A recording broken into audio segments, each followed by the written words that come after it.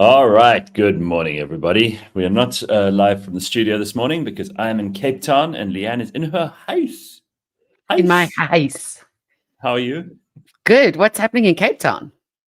I'm down here for some work. We've got a couple of meetings today, but I'll be back tomorrow. And apparently tomorrow is going to be as cold as the witch's titty in Oh Gauteng. no, not again.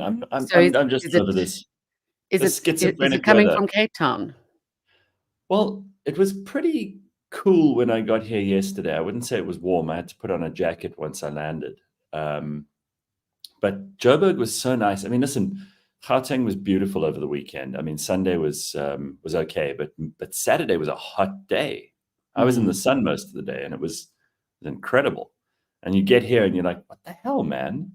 And now you tell me it's going to be cold again. Yeah, apparently. I think. Don't like it. Listen, how was your weekend? What did you do? Well, my my parents had a show day of their home because they're selling it, Oh, right? okay. They're downsizing. Right. And you it's 2 hours, but you won't believe how many people and animals need to be displaced in order for the show day to take place successfully. So, So they all have to get out. yeah, we all have to get out, wheelchairs and all, and carers, and staging the house, getting the dogs out, finding somewhere for them to go to another place where another dog is, so that dog is moved. Then the aunt needs to come because of these dogs will only listen to her. Eventually we were all sitting in my brother's house with lots of animals and carers, and we You know, just thought so much displacement. you're the perfect person to talk to about this because I think that there are some people where the animals actually rule them instead of the other way around. My aunt is like that. My mum is probably like that some of the time too, but luckily she's got my dad around. You get people who literally the animals make the rules in the house. They are the ones who decide. And any decision that is made is like, but what about the dogs? Yeah, It's a you horrible can't live your situation, life but like that. you can't actually, you won't have a life because you'll spend your entire life running around these animals, and they will basically dictate what your day looks like, where you go, what you can and can't do, who's allowed into your house, who isn't, and that's Mhm. no way to live. Let me tell you, if you think that that's clever as a pet owner, you've lost the plot. You need to actually have someone take you in hand and like sort you out because that's not good. It's not good for you. It's not good for the dogs. I mean, listen, if you are allowing your dogs to rule the roost and they pretty much make your life a nightmare, you have to, every decision you make, you have to consider them. Mm. That's not right. Then the dogs Yeah. have become a burden and a responsibility that makes the fun side of owning an animal horrible. Yeah, you've got to firstly think very carefully about what sort of pet you have, dog, cat, or whatever, fish, birds. Um, because cats are obviously more independent, and you can have somebody come and feed them and spend maybe an hour or two a day with them, as Sure. long as they've got enough enrichment in the home and each other, or do their normal thing, they're happy with that. So if that's the type of lifestyle you want to lead, like a bit of a lock up and go, then maybe that's the pet for you. But with dogs, they're needy. But then you get breeds that aren't so needy. So once you've decided on a dog, there are some breeds that get by without so much attention. Listen, also it's neurotic humans. It's not just the animals. Like you could have No, the completely, easiest yes. animal in the world, and then you get some crazy cat lady. And I mean no disrespect. I know you're one of them. My one really good friend. She's got 7 cats. I mean I love her, and she's amazing. She does have a boyfriend, so you can't say that she's like undateable just because of the cats. But she's got 7 of these things, and they rule her life. They're in Yeah. charge. It's not her life, it's the cat's life. Bitcoin Bud says, Gareth, you can't compare children to animals. Yes, you can, actually. I think a lot of people, they think that, oh, well, if I can look after a pet, I can look after a kid. That's not true. I think No, there's a huge definitely not. amount of, there's way more work in a person, obviously. But actually, like the people who are super weird and let their pets run the house will definitely make terrible parents as well. There's a similarity that's worth making a comparison for. Maltese poodles are Satan, and so are the aunties who own them. Yes. Now that I Yeah. agree with. There's a Oh, very big difference between a Maltese poodle and a standard poodle. And then further down as well, Danny Bloomberg saying, don't get a spaniel. Well, that's exactly what I was thinking about when I was thinking about attention-seeking dogs. Not your type of spaniel, but, what is the standard spaniel called? Cocker Spaniel, Cocker Springer spaniel. Spaniel. Yeah, Yeah. Cocker spaniel. I mean, yeah, if there's a dog that's going to possibly take over your life, and if you're prone to letting an animal do that, a spaniel will do that. If you own enough cats to eat your corpse if you die in the house alone, then you're officially a cat lady. How I many had cats a would it cat. take? At one stage I had 8 cats, and Sure. one in particular, I would wake up and she was gnawing on my hand quite badly. Oh my God. And I thought at that point, they're going to eat Uh-oh. me alive. Yeah. Or when I die, there won't be any trace of me Is there left. a comparison with a cat lady? Is like the more cats, the drier the vagina? Uh, probably. Speaking of dry vaginas, someone sent me this picture of Barbara Streisand over the weekend, just because Oh, they know I goodness. love her so much, right? Mm. Look at this. I cannot believe her. Look how awful isn't she looking terrible? I mean, how old is she? No, but come on, I can't really tell. At first glance, I wasn't sure if it was Bette Midler or Barbara Streisand, but I mean, they're both as absolutely incorrigible as each other, so it She wouldn't is really make looking a more difference. like Bette Midler. Oh, look at those. Look at the glasses. Look at her. She's about to say something like really irritating. She's just such a a hectoring harridan. I have a friend who listens solely, very much like Dory, I suppose, to 80s music. Yeah. And anything that was in that era, and he refuses point blank to listen to Barbara Streisand. Yeah, I won't listen to Cannot that. stand her. No, I don't know what it is. Like, she just drives me crazy. But speaking of the 80s, Leanne, this came up. People send you memes and things, but this one really made me laugh because the hairstyles are so on point for the 80s, but also the expression on the dad's face. But you can read this out loud and then you can describe it to people. Okay. Are you ready? Okay. Mm-hmm. So there's what looks like a family portrait, which is very bad. A lot of stonewashed denim on denim, and very bad hairstyles. And it says, when your dad has a perm and listens to Whitesnake in his Camaro, but takes the time to put the Marlboro down for a family picture. Look at that Yeah, dad's perm. it's still burning behind his back. He's still holding either the Marlboro or what were those Lucky Strikes with no filter. Yeah, Lucky Strike. Yeah. No filter. But look at that dad's hairstyle. He looks like a Maltese poodle, but with dark hair. Well, it's shaped like a pyramid, which isn't very flattering at all. Most of it's curly, and then the fringe looks like it's pretty much straight. So there's a bit of a mixture going on there. Oh boy. Shame, also pyramid, but shame. But that She's was tried. very popular in the 80s. Why did people want a perm? No, it's back. No. Guys are getting perms. Oh, yeah. Oh, It's 100%. back? Yes, 100%. Guys Jeez. are getting perms and back into the mullets. Oh my God, that's true. But even George, who's joining us just now on the Yeah. show, George says perms are back in fashion. Absolutely. No. Men perms, there we go. Men perms are making a comeback. Thank God I don't have to look for a boyfriend now. Oh my God, that's true. Look at that. It is a thing. Men perms. Yeah. Why do guys want a perm? Explain this to me. It's almost circled back since the series Stranger Things. You know of that, right? Which was very much based on a group of kids growing up in the 80s. Right. And so it was back to the Lumo tracksuits and the baggy pants and the bad hairstyles.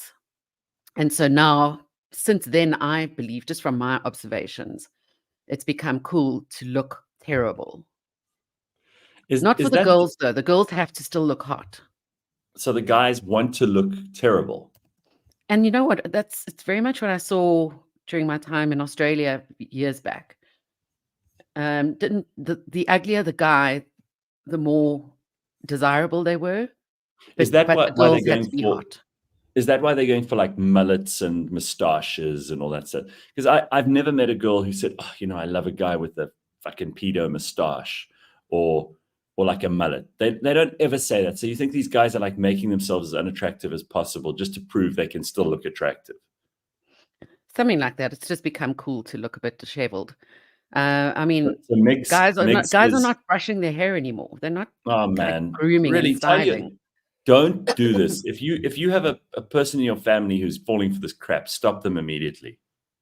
So Mig says that dad in the picture needed a pack of Gunstons, and I found a Yes. picture of Oh, wow, there look we at go. that. Gunston cigarettes. Do you remember that? Yes. The But pack was yellow. there's no way that this picture comes from Gunston, the originals, because it's got a danger smoking will kill you, and that was never a thing in the 80s. No ways. No, it was a glamorous, fantastic lifestyle. Gunston was for if you were like a cowboy type. If you longed after the Western movies and all of those stars, that was a Gunston. Oh, Yeah, man, but you know what? Smoking laws are changing quite heavily in South Yeah. Africa, as they are around the world. But I did read an article saying how so much is going to change. So apparently, at work, if you work in an office environment, you've got a smoking area somewhere outside. Yeah. Apparently, those will not be allowed anymore. So wherever your boom is, where you drive in, that smoking and vaping stops. So Right? why are they doing this? I mean, what is this like? It's a witch hunt. It's become a witch hunt. I know you were even against it when during COVID we had to not smoke. You were like, but what's the reason? I don't think that people are being honest about this anymore. I think it's become like a low-hanging fruit thing where politicians feel that this is something they can do something about. And instead of actually making a difference in people's lives, like James, our producer, smokes, right? For better or for worse. And he and the other guys, when he goes out for a smoke, he can stand on the balcony, which I have no problem with. Yeah. Or they can go down into the parking lot and stand there and have a ciggy. And it's not like they throw their cigarette butts all over the place. I don't think this is a problem. Why are other people, like, who's affected by this, that they want to chase these people out of the building, out of the parking lot? Where do they want them to go? Into the street, probably. Another thing, if your neighbors now can lay a complaint, and if they do, you are not allowed to smoke on your property. No, that's horse shit. I'm sorry, someone must try that with me. If I were a smoker, and this is the funny thing, right? I'm a non-smoker defending this stuff. It's just, this is outrageous. By the way, here's a pack of Winston. Do you remember them? Those are still definitely around. Are they? Here are 3 reasons why Winston is America's #1 cigarette. Taste, taste, taste. Full, rich tobacco flavor. Yes, exactly. What was the other one? What were those ones that came in a black packet? Do you remember those? Like, Not what sure. were they called? Someone in the comment section will know. But they were I like, they were remember, red. weren't they Fun Ryans as well in yellow, which had Rembrandt van Rijn, yeah. Rembrandt on the front. Rain. Yes, Rembrandt van Rijn. And John Player Specials, that's the one. There you John go. Player Specials. I just, again, this That's is the like part of one. our childhood. For after Wasn't it action satisfaction. Lexington. That's the Lexington? one. That's the one. In Australia, every guy has a stupid mullet. They look terrible and homeless. To go No, you back just to look at all the rugby players now as well. It's Yeah. also become a thing. Well, that's where I saw it over the weekend, right? So I watched the rugby, and that's where I thought, why are they doing this? You know, I have to go like this. Maybe it's like a statement of super masculinity in a world where masculinity is not considered cool anymore. Maybe that's it. I don't Here's a know John so Player. so Look, much. Leanne. Oh, remember yes. Those were these? quite fancy. Those were John yeah. Player Specials. They had the is that the British Yeah, it says by appointment to His Majesty the King. which meant that they smoked these. They actually Yes. consumed these products. Of I course, now mean, you wouldn't ever find any public personality, any politician. They don't smoke. They don't want people to know that they smoke. yeah, I mean, there was Barack Obama who admitted he smoked, but he didn't really care that he would be caught in a photograph smoking. Carl says, Benson, my mate's dad used to smoke Texan Plain. He died young. Shame. yeah. Jesus. Benson and Hedges. That was what my dad used to smoke. So, Leanne, I was sent to the shops at age 14. Okay. I couldn't drive, but I drove. Yes. Because I was sent to the shops by my parents and their best friends. And I remember the order I had to get. And this is in like 1990, somewhere around there. Yeah. Like, Gareth, go to the shops. We need some cigarettes. Okay.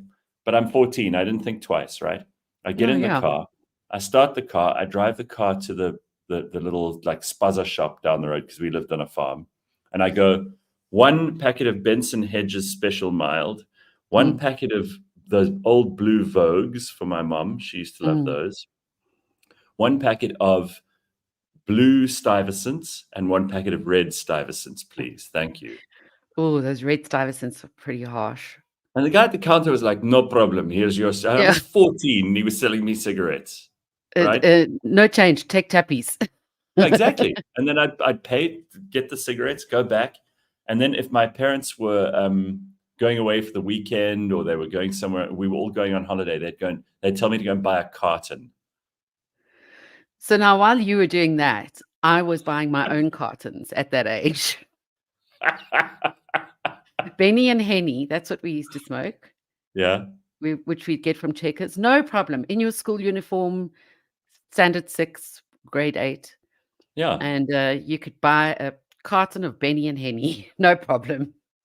Kali says we used to call the red Stuyvesants 24 volts. Yes, they are still around and very potent. Yeah. That California Investment says Jeremy Clarkson is a celebrity, he's an unashamed smoker. I just think that it's become absolutely mad that people can't even smoke on balconies and in the parking lot of a building. You know, I heard this brilliant story the other day about a woman who ran a company, and she was this really like gung-ho, hardcore CEO type, right? Like the kind of woman who, when you find someone like that for your company, you're like, yes, this is the perfect person. They're going to make us so rich because they just work 24/7. And she used to smoke, but like a lot.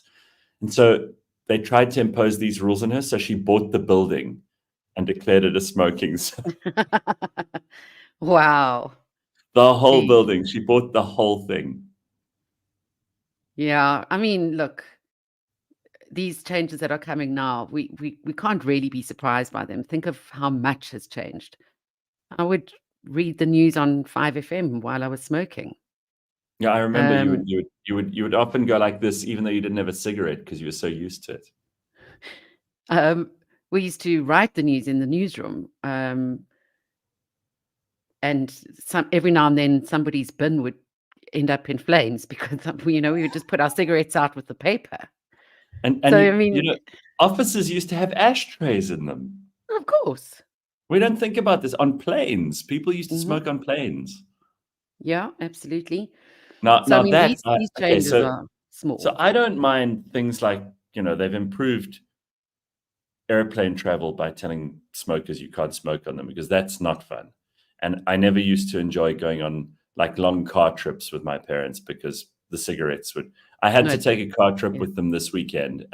Both my sister and I had to go with them because we did this family graveyard thing. I don't know if you saw my Instagram, but we went, my dad's redone the whole thing. Someone has to, right? It's been there 100 years. There are all these relatives of mine buried there. So someone has to look after the place. So it actually looks damn good. Like my dad's done this amazing job. Look at this. Wow. Yeah, he's made it look really, really cool. So it's he's done all the paths like this beautifully, put down all of this kind of gravel along the paths. I mean, they burnt it so that they got rid of all the grass that was just growing out of control. And it's a very beautiful part of the country. So it's out there near the Hartbeespoort Dam. Hartbeespoort. Yeah, look, Hartbeespoort. There we go. There's how it looks now. And there's these beautiful trees with like these little green flowers on them. I mean, at this time of year. This time of year, yeah. Yeah. So nice. Wow. Yeah, and then this is pretty cool. I found out what this is called. It's called a columbarium or a cinerarium. So you'd put all the ashes in there. I went to a Jewish funeral just recently, and to me, it looks like the place that you have to go because you do a lot of walking in the cemetery. And then afterwards, you get a brush or a cloth for your shoes to take off the dust. Yes. And then designated basin spots with an by the way, to wash your hands. That's actually a part of the religious ritual with Jewish funerals. Yes, that's right. You kind of so that's what that looked like to me. Yeah, but Those I mean, little green flowers are called leaves. No, you idiots! They are actually. I don't know what it's called, but someone looked it up after we were there. I mean, it's a beautiful part of the world. Look at that sky. I mean, yeah. I've said it before. I have such a good feeling about the fact that I know exactly where I'll end up one day. I'll end up in this thing, Leanne, this thing. I'll end up in one of those. So you will be cremated. Probably. And then everything between now and when I end up in there is up to me. I can do whatever I want. I can have a really fun life. I can do cool things. I can meet cool people, have interesting experiences, maybe make a positive contribution to the world, and then I'll be gone. I'll be in that thing. And that's okay with me. You know, so many people have a problem with death. And I think it's quite cool to do this. Anyway, we all drove out there to go and take a look at this place now.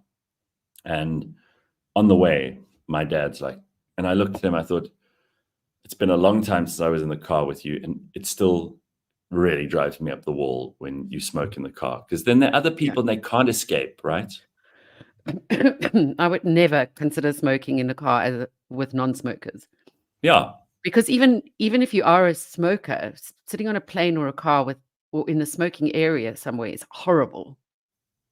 It's not great. There are still no smoking signs on planes, probably from the 80s. Yeah, exactly. It shows you how old those planes are. Arthur Cedric Meyer says, Gulwaz. Do you remember Gulwaz Blonde? Gulwaz Blonde. They were called Legal Dacha and Camel was Camel Shit. It's strange. Jittery Cursor says, the brown carpeted walls in the SABC are from smoke stains. Yeah. If you went down one level into that like apartheid museum, those wooden paneled walls had absorbed decades of cigarette smoke and nicotine. Oh, for sure. I didn't know this, but Jason says Russell Crowe smokes a box a day. He said so during a podcast with Joe Rogan. Box a day is not too bad. Yeah, but you see, Russell Crowe is like the last proper Australian. But that's why he sounds like this as well. Exactly. Hello, my name is Russell Crowe. So I got into a fight with Herman Mashaba over the weekend, but I didn't even know about it. We did the show on Friday morning, and I mentioned how I've had enough of like politicians saying that taxpayers are the problem when we are helping other people by subsidizing the fact that they don't pay. And municipalities have got to get their act together because they're actually doing the people of this country a huge disservice. And the best example of this is what's happened in Tshwane, which is where I live. And it's Herman Mashaba's stupid party that have thrown the mayor out and created chaos. So I said in a tweet, I think it was the last and one of the few tweets, I said, I look forward to not paying my rates and taxes to this shit show of a municipality anymore. So Herman Mashaba has a complete shit fit. I think he's having like a breakdown because he's done so badly in these elections and he just can't seem to find a constituency. Everyone hates him. So he goes, this man, talking about me now, needs to be taught a lesson by the Tshwane municipality if he lives there. Can you see what he's doing here? He's asking the municipality to come after me. He's asking the state to use its power against me. How's this? He goes, this is not 1948. I don't know why he says 1948. I wasn't born then, Herman, even if you were. I wasn't around in 1948. He goes, this is not 1948 where you governed by coercion and brutality. Leanne, What does he checked mean by every you? history book I own. I wasn't in charge in 1948, and I never No. governed by coercion or brutality. So I don't know whether Herman Mashaba is reading the same history book as me. Yeah. Can you help me understand this? It's a very odd Then comment. he says, which you have not apologized to millions of South Africans who endured such treatment. So first What of all, did your you do to English, millions of South Africans, Gareth, first of all, personally? his English is absolutely appalling. Second of all, I don't have to apologize for shit, dude. I was not in the government. I don't have family who were in the government. I didn't make any of those rules. I was born long after all of that was put into action. And by the time I got to school and finished school, apartheid was over. So what the fuck are you talking about, you lunatic? He's a raving lunatic. So I said on Instagram, because I didn't have Twitter on my phone, I still don't, I said, I deleted Twitter off my phone, but somebody told me Herman Mashaba is upset with me for suggesting a tax revolt in Tshwane. I'm so proud of upsetting the leader of the 125th biggest party in the country. What's wrong with him?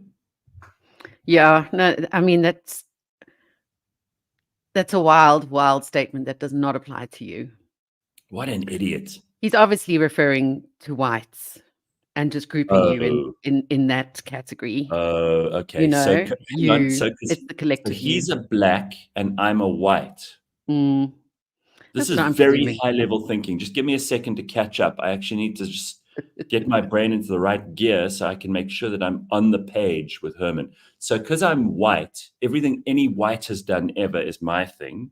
Yes. And anything any black has done is his thing. Yeah.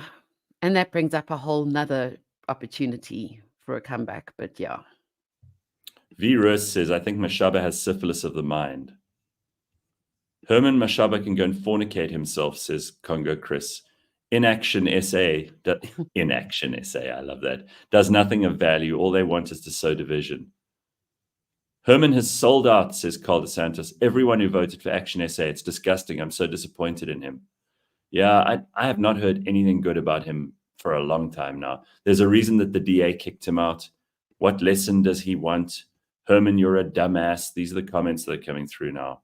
Why no X on your phone, Gareth? Because it's not a fun app. It's not the kind of app I want to have with me all the time. And because I don't use it for primary communications, I don't need to have it.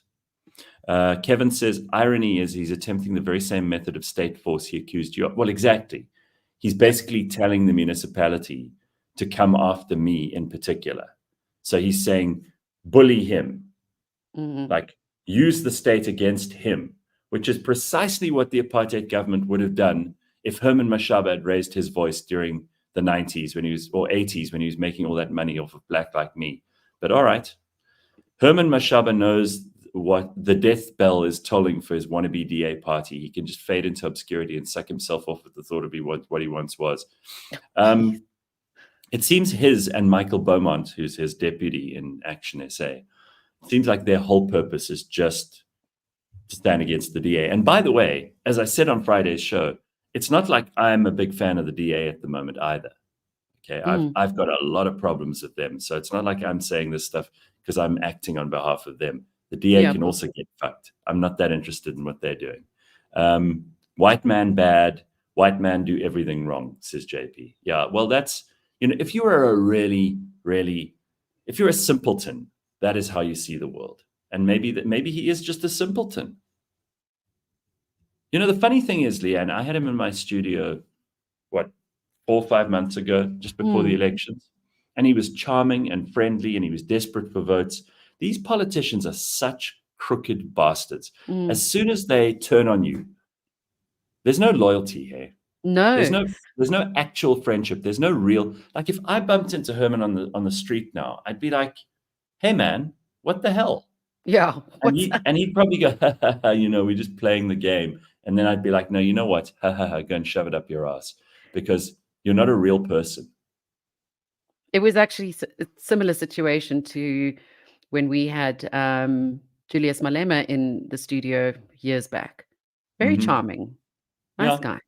Yeah. But I'll tell you something.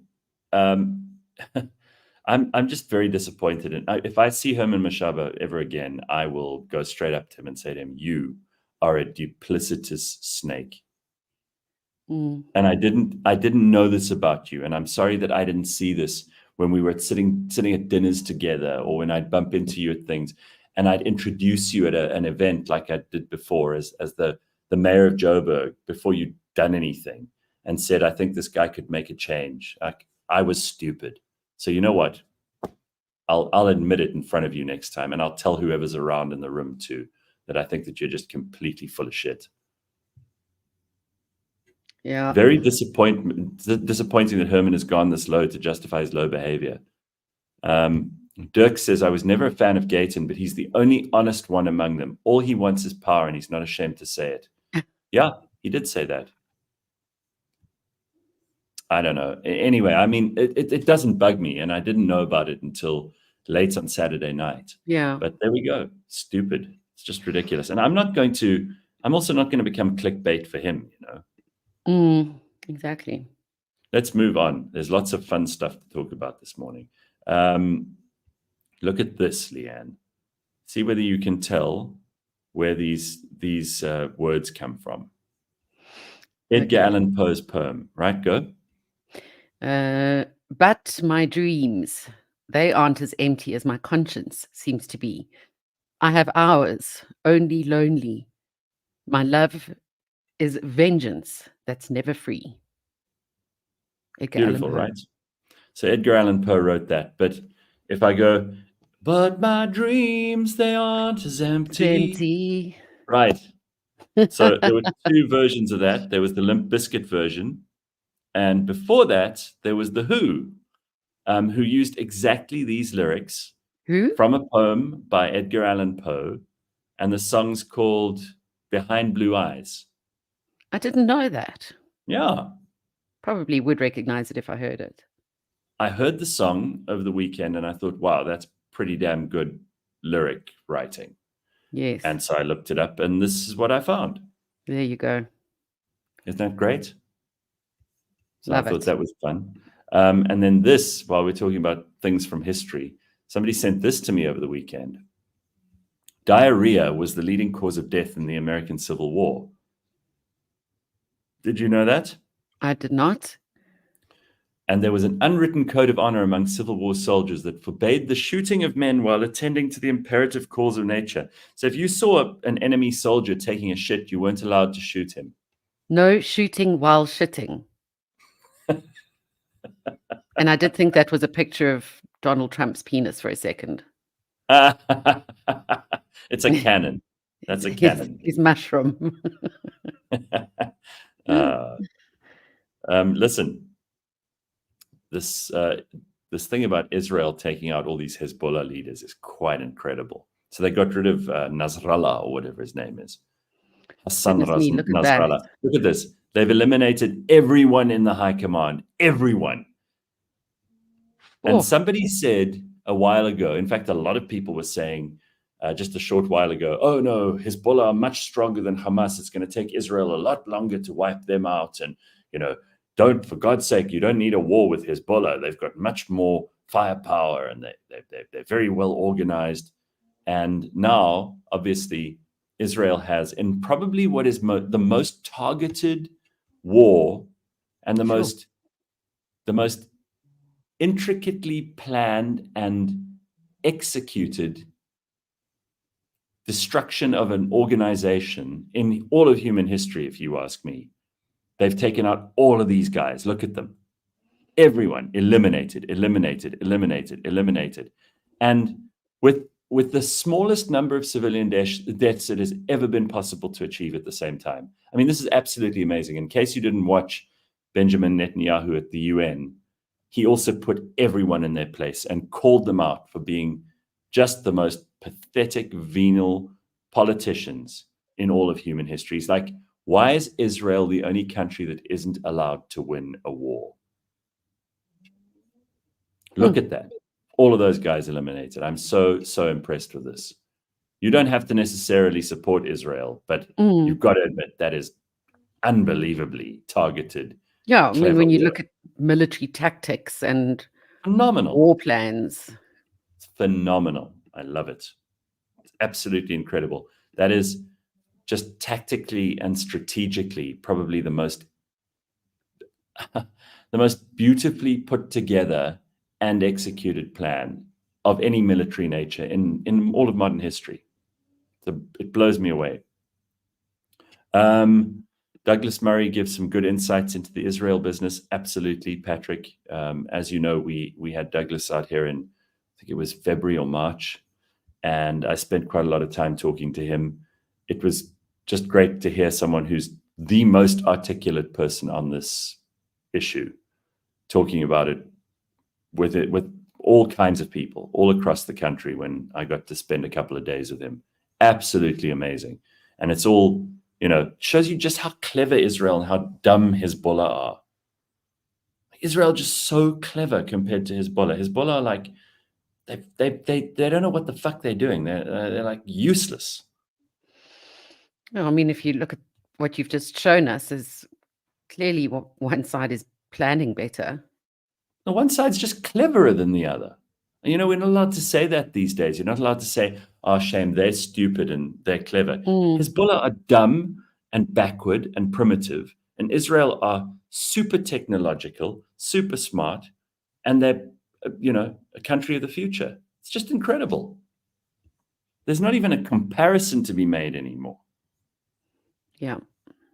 Dirk says Benjamin is putting all the stops out to ensure he stays in power. And the great thing is the West is slowly losing its influence over Israel. Well, I think it's slowly coming to a point where Israel is not going to want or need any help from America or any other country.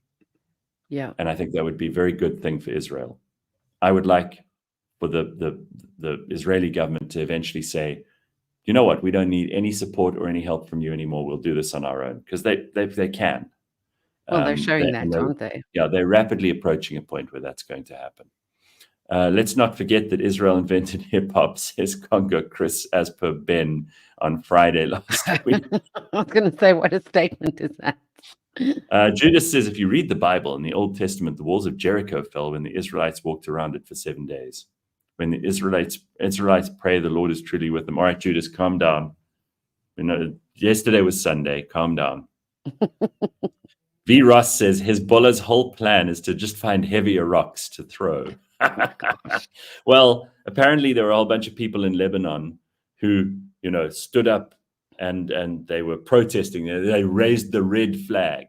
They raised the redder flag. And they got on scooters. Like, those scooters? Like, yeah.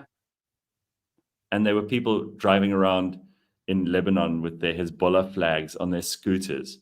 And so somebody on social media said, oh no, it's the feared 24th Armored Scooter Division of Hezbollah.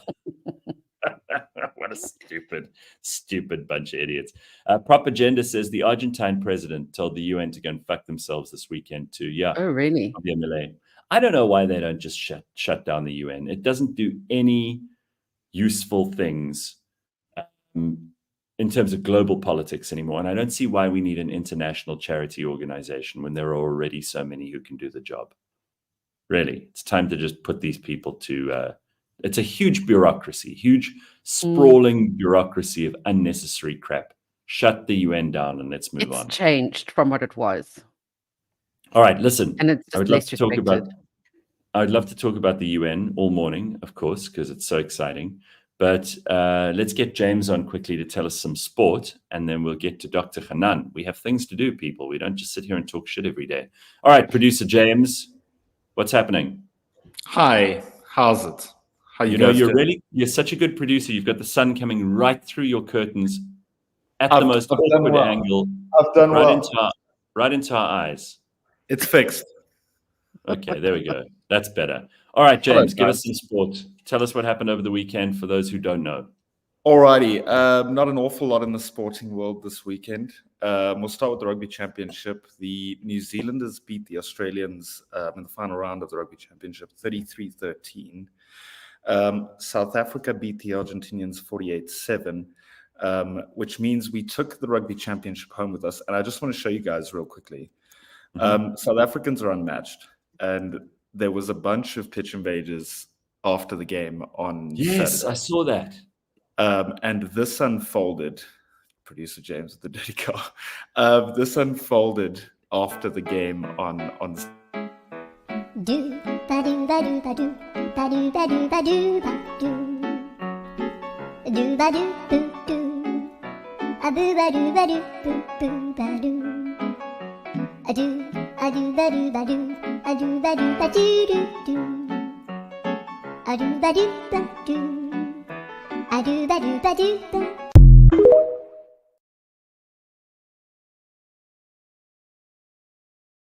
clean out from him.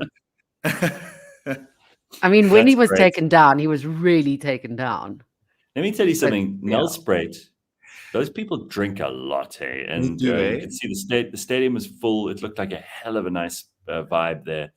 But imagine having to be the security guard who tackles some idiot in his underpants. Because they always come on in like a Speedo or underpants.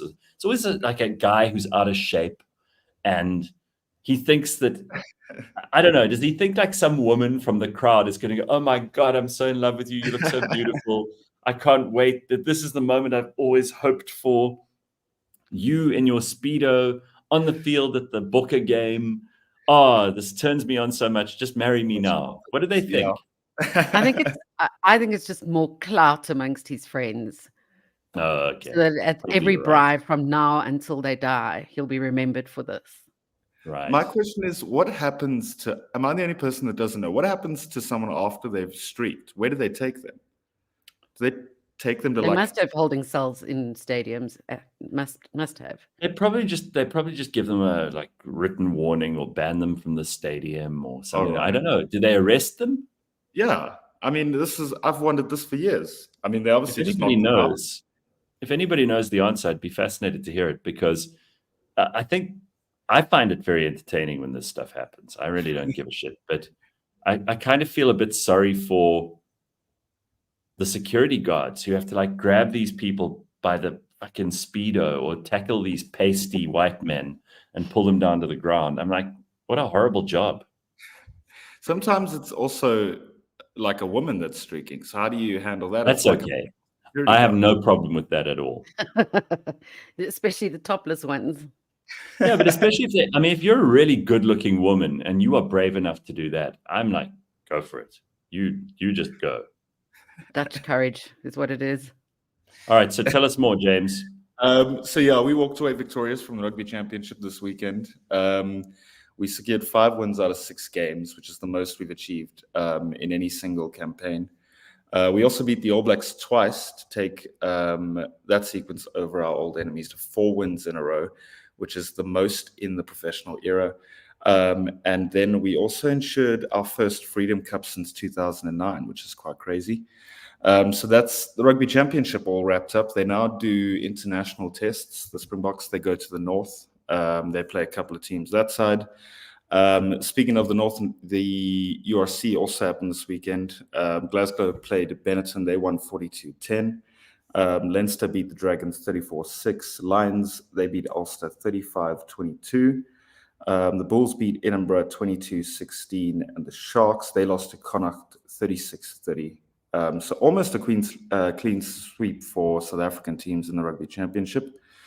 And then the Premier League. Man United are just the worst. It's cemented now. It has to be. They lost this weekend to Tottenham. They lost 3-0. Sorry, my phone's frozen. Liverpool, they beat Wolves 2-1. Newcastle and City, they drew 1-1. And then Arsenal and Leicester. Arsenal won that game 4-2. So the big news coming out of that weekend is Liverpool top of the log, City in second, and Arsenal in third. Even bigger news, Chelsea is 4th and Man United is 12th, which is something we love to see as football fans. And then lastly, the PSL happened this weekend. Sundowns, defending champions. The team everybody just assumes to take the Betway Premiership every season. They beat Kaizer Chiefs 2-1. And Pirates beat Richards Bay 1-0. And that was pretty much the sporting weekend. All right, it sounds like they take these streakers very seriously. Oh yeah. Pitch invaders. Yeah, apparently, like they book you for a night, they put you in jail, mug wow. shots, you get banned from the stadium for life. So it's really not worth it, is what you're saying. Mm-mm.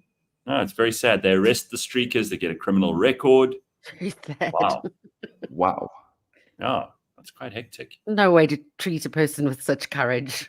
I know, I agree. Be a little more respectful. All right, thank you very much, James. And if you were betting with Super Bets over the weekend and you took Ben's position on some of these bets, you will have probably done okay by the looks of things. You would have. Yeah, very, very nice. And of course, Super Bets supports responsible gambling. Strictly no under 18s. Winners know when to stop. South Africa's Responsible Gambling Foundation's toll-free counselling hotline is 0800 006 008. Thank you, James. And here is Dr. Hanan. How's it, Doctor? Hey, You? Hey. how are you guys? Fantastic. It's Monday morning. I'm ready for a 5-day week. None of this bullshit Tuesday public holiday nonsense, getting people all distracted. Got things to do, people to see, places to go. I'm all amped up. Completely. This pause start doesn't work. I know, it's Ooh. ridiculous. Yeah. So, did you see these pitch invaders over the weekend? What goes on in people's heads that makes them want to run onto a field with either their clothes off or like a Speedo on their pasty body? Like, who wants to see this? Who wants to do this? Yeah, it's kind of the peacock syndrome. You know, look at me, look what I can do, look how brave I can get. I'm the man. But most of the time, listen, you get these clips where they kind of sneak past like 15 guards and they get back on the stand and they become the hero. But that's like 1 in a trillion. In most cases, just get tackled to the ground and look completely foolish, 3 seconds into it, or they trip over their drunk selves. So it doesn't look pretty. I thought about it. I should have actually just been a streaker, because then I would have been banned from going to rugby matches for the rest of my life. And then if my friends invited me, I'd have a good excuse. I'd be like, well, I can't because I've been banned for life. I'd love to. I would love to come with you. Yeah. All right. So, Doc, this is an interesting thing. And we often talk about, some person's problem every Monday. And I mean, I know this is what you do on a daily basis, but Jesus, you can only take so much. So today I wanted to ask you about something more to do with your profession, because I assume that AI has also become a part of what you have to pay attention to, because these chatbots.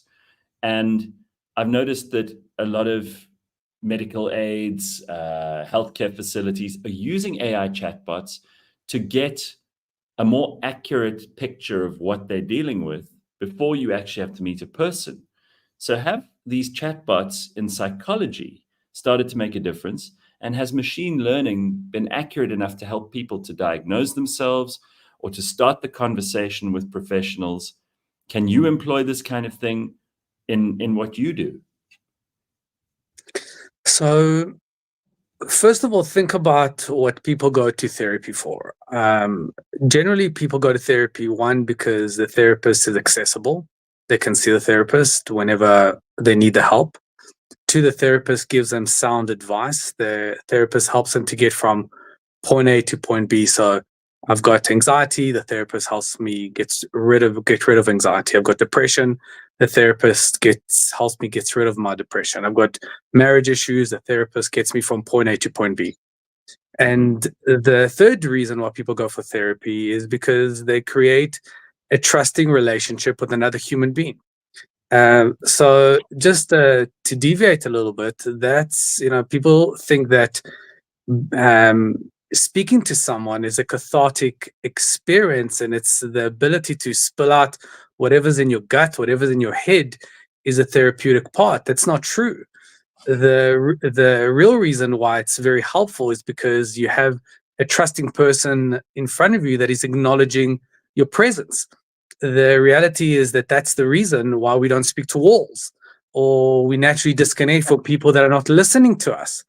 Even though it's very cathartic for us, cathartic in inverted commas, because we were able to express what we feel and what we think, it's not very helpful because we're not being acknowledged. So where AI does exceptionally well, better than a human being, is the accessibility. You can access AI and chat to them at any point, chat to the bot at any time in the day.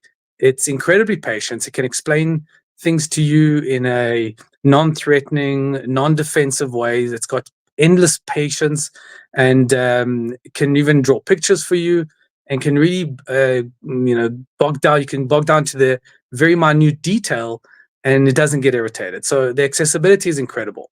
The other thing that it does really well is in the diagnostic and the treatment capability. In medicine, robots completely surpass human beings in doing surgery. And in therapy, the fact that there's no biases, there's no emotional capacity to really just go and judge you in any particular way, it can give you really practical, objective advice. But where it does really, really, really poorly, or where human beings still play an incredible role, is in their ability to connect to a patient. The ability to be acknowledged by a real human being. Nothing beats the acknowledgement of a real human being. A robot, AI, cannot tell whether you are sad or happy unless you feed it that data. And even you might not even know whether you're sad or happy or anxious or frustrated. You're not even sure. So AIs are really bogged down by the biases that you have in your own head, or your own biases in terms of what you're feeling, and it's got to respond to those. While human beings can engage with you as a real human and acknowledge what you're feeling, which creates an element, an air of trust, which is part of the therapeutic process that AI just unfortunately cannot do just yet. Tabo says, I chat to AIs every day at work to do my job for me. And I know lots of people are using these things to do incredible stuff, especially where humans aren't necessary anymore. Like there's very rote work that you don't need a person for. These things will be more accurate. They'll be more helpful. They're obviously places that they can make a difference. But that connection thing that you were talking about, I don't know if we're ever going to be able to, unless the machine is so good at fooling you that it has a personality. We'll never get to a point where humans can go, I've got a connection with this machine. I mean, unless they're real losers who kind of live in their parents' basement. Yeah, the machines, unfortunately, have not been able to replicate real human interaction, real human connection, really trusting someone. Gareth, when you're speaking to somebody and you're having a conversation with someone and you just know that they're not listening to you. And if I asked you, like, how do you know they're not listening to you? You wouldn't be able to tell me. But there's something in their body language that maybe they nod at the wrong time, or maybe they don't laugh at the joke that they normally. I find a good sign is that they're not listening to you is if they get up and walk away. I mean, I'm very literal, but I think that's usually a good sign that they're not listening to you. Okay, so if they block their ears and walk away, that's your sign, hey? Yeah, if they go like this, then you're like, I don't want to hear you, I don't want to hear you, I don't want to hear you. Then they're not listening. That's what I think. So human beings are really, really good at picking up these subtle signs that shows us a form of disconnect. Robots, unfortunately, cannot do that. And you're speaking to a robot. You're speaking to a person that's not really emotionally invested in your life, that isn't going to follow up with you because they really care. Unless you're so stupid that you think it's actually a person replying to you. So what robots have been able to do, and if you played around with, for example, these AI models, you'd see that they're really, really, really good at pretending to be human, and you can easily fall for it. You can easily, within 2 minutes, think that you're speaking to a real human being. But once you dive in, you double click on your personal life, you speak about, whether something's hurting you, something's upsetting you, someone is disappointed you, something that's meaningful to you is under threat. You realize that you're actually speaking to a computer that actually does not care about your life. It just cares about the input and the output. That's it. So it becomes really clear when you're talking about things that are of value to you, but it's very, very murky and unclear when you're talking about facts. So add this up for me, or, give me some suggestions of where I should go, what I should do. I'm planning a trip, almost like a shopping list of things that I should be doing or should be thinking about. It's incredibly effective, but in terms of building trust and empathy, we're not there yet. I think, to me, a hybrid would work quite well. Just thinking in my mind in terms of experiences with therapists, I've never been 100% honest with my therapist. Thanks, Gareth. You might as well walk away. I'm sorry, I just put my hands over my ears. I was like, I don't want to hear from her again. I've never actually been completely honest with my therapist. There are Haven't things. you? No, there are things that I've never told anyone. But Leanne, what's the fucking point then? You see, but it's in a strange way, it also has to do with whatever condition you have. And you might be ashamed of some things. But so, I mean, if I were to sit at home by myself and try and figure out my condition with AI, I would be a lot more honest to the machine. But I'm not going to trust their answer as I would trust yours, Dr. Hanan. So, but that's because we have a relationship, right? So that's the difference. But you know what? The other thing, Leanne, that you got to consider, that you might be sitting in front of a therapist and think that you're being maybe dishonest, or think that you're sitting in front of AI and being completely honest. But there's an issue with that, because you're assuming that you know what's going on in your head. You're assuming that you understand that when you speak to an AI, you're being completely transparent and open. But you remember, you're fooled by your own biases as well. So when you say my mom is X, or my past is Y, or my boss is A, B, and C, you're assuming that you're being honest, but all you're doing is you're filtering through the data through your own biases, and AI thinks that you are using or giving it real objective data, and it's going to respond to that BS. Right. Whilst a human being can go, so tell me, Leanne, you said your past is X, Y, and Z, but can we just delve into that for 3 seconds? Did your mother really? Did your father really? Do you think we should be even talking about the past as opposed to moving forward? So a human being can press back and push back, and AI just accepts it as facts. And you think you're being honest, but actually you're being fooled by your own brain. Slippery Pickle says, Leanne, I think this is quite useful to you, or probably will be. Slippery Pickle says you don't. Hang on, where is it here? You're supposed to open up to your therapist. It's the psychiatrist that you lie to. Yeah, this medication isn't working. I need something stronger. Congo Chris says, not everyone will be honest with AI, though, as Dr. Hanan has just said. People will exploit the prompts to try to force a particular outcome. That's why I say fully automated psychiatry will enable drug-seeking behavior. You think that's possible, Doc? Yeah, for sure. For sure. Because we naturally tell people what they want to hear, because we want the feedback that we want, and it will enable our addiction, our so-called behavioral addictions. So naturally, you're going to feed people, and especially AI, things that you wanted to feed back to you as a loop for you to keep on reenacting or repatterning your life. But with a human being that you have a trusting relationship with, you don't know how many times in the day I turn to my patient and I say, I don't believe you. I actually do not believe you. You know, I mean, whilst AI, imagine your AI telling you that. Yeah. I mean, if you had to even just in your question to AI, plug in the word abusive, you, Dr. Hanan, are going to say, but was it really abuse? Or, yes, that may have been abuse, but it shouldn't affect you in this way. Whereas AI is going to search abuse and bring it back an answer about poor you being abused, right?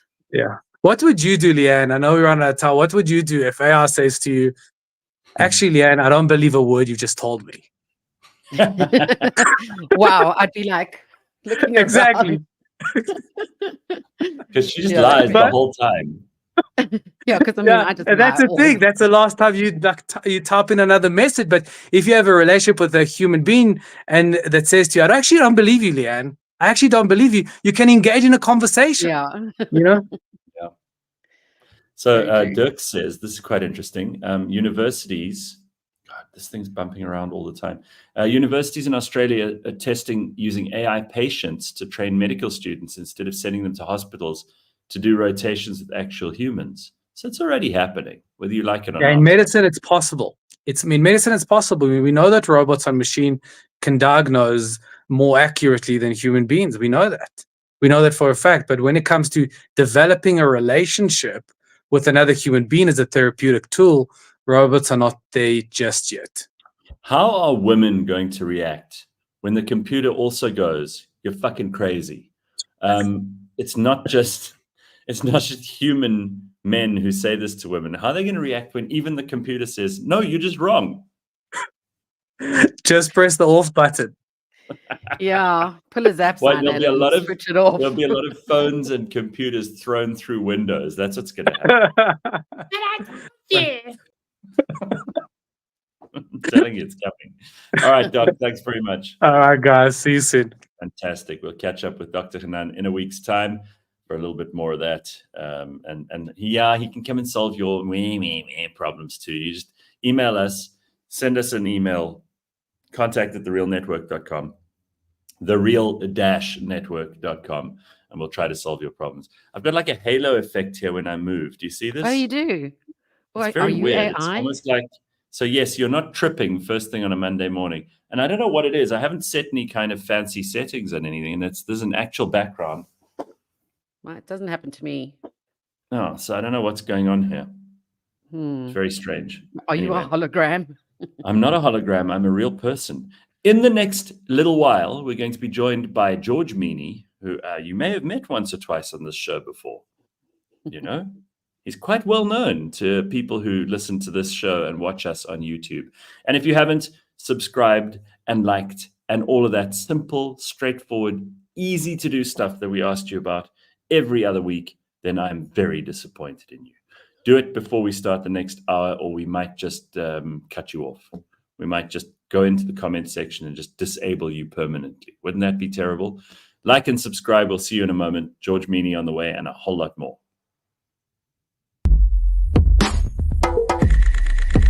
This is the last week that you can play with clipdrift.gold.co.za. You go onto this website, and obviously you get a chance to spin for a player. If you choose that player, whoever it may be, whatever they do on game day, they win points. They earn points through playing. You spin the wheel, and you can win a prize. More importantly, you go into a draw. So even though if you haven't been playing this whole time, go to clipdrift.gold.co.za, and if you go into the draw, there are big prizes that are about to be dished out after this match.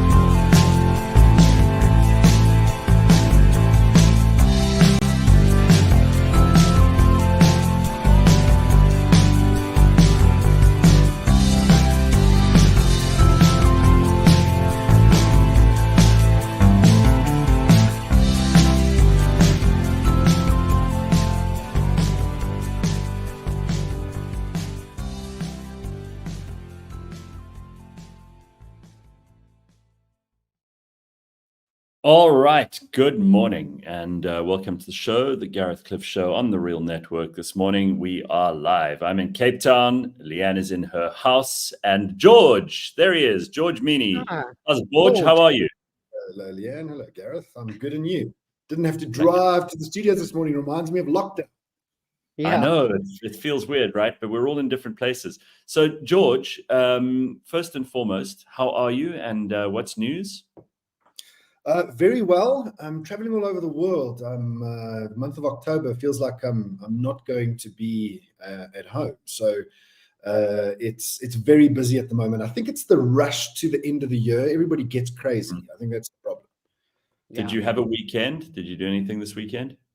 I did have a weekend. I did as little as possible, and did a few errands, did a few things around the house. And yesterday I do my usual Sunday afternoon admin thing, and then Sunday night, take some time and I watch a series of some sort. So what are you watching? I am watching I think it's either the prequel or the sequel to the Vampire Diaries called The Originals. Oh, wow. Okay. Is I that would the one not that have expected that of you. Is that the one that starts with that scene with those three women, vampire, fucking vampire? Is that it? No. No. Wrong series. Sorry. No, I ask because you're one of the most disciplined people I know. Like, you have a routine that starts every day. And often, like when you do the show with us, it kind of disrupts that routine. What's your normal thing? What time do you wake up? What do you do first? So generally, and I say generally because I believe in the Pareto principle. So if you get things right 80 to 90% of the time, you're successful. Yes. Perfect is the enemy of getting shit done, right? Exactly. Don't strive for perfection, strive for progress.